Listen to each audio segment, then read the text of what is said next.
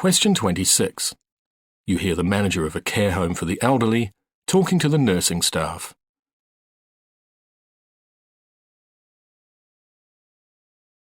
Now read the question.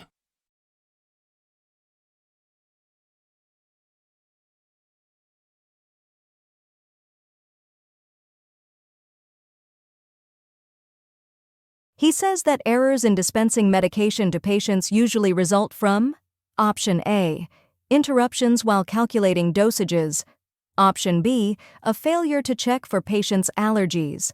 Option C, administering drugs late in the day.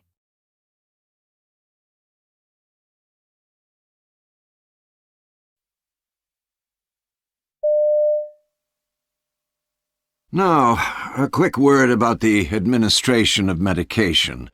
It's great to see how carefully you're all following the new guidelines, and thanks to this, error rates, which were always below average anyhow here, have dropped by 40%.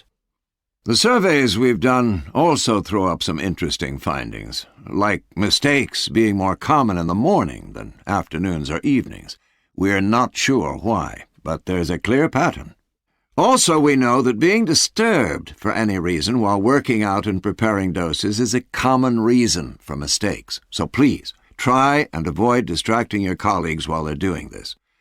Finally, we must be on the lookout for drug interactions, side effects, and patient sensitivities.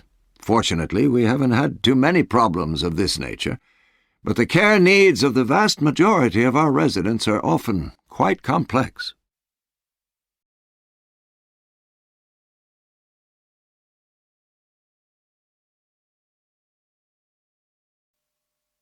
Now, a quick word about the administration of medication.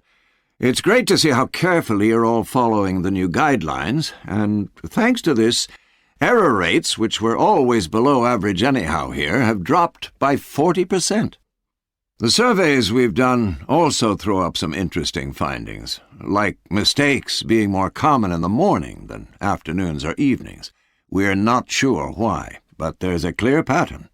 Also, we know that being disturbed for any reason while working out and preparing doses is a common reason for mistakes. So please, try and avoid distracting your colleagues while they're doing this. Finally, we must be on the lookout for drug interactions, side effects, and patient sensitivities. Fortunately, we haven't had too many problems of this nature, but the care needs of the vast majority of our residents are often quite complex.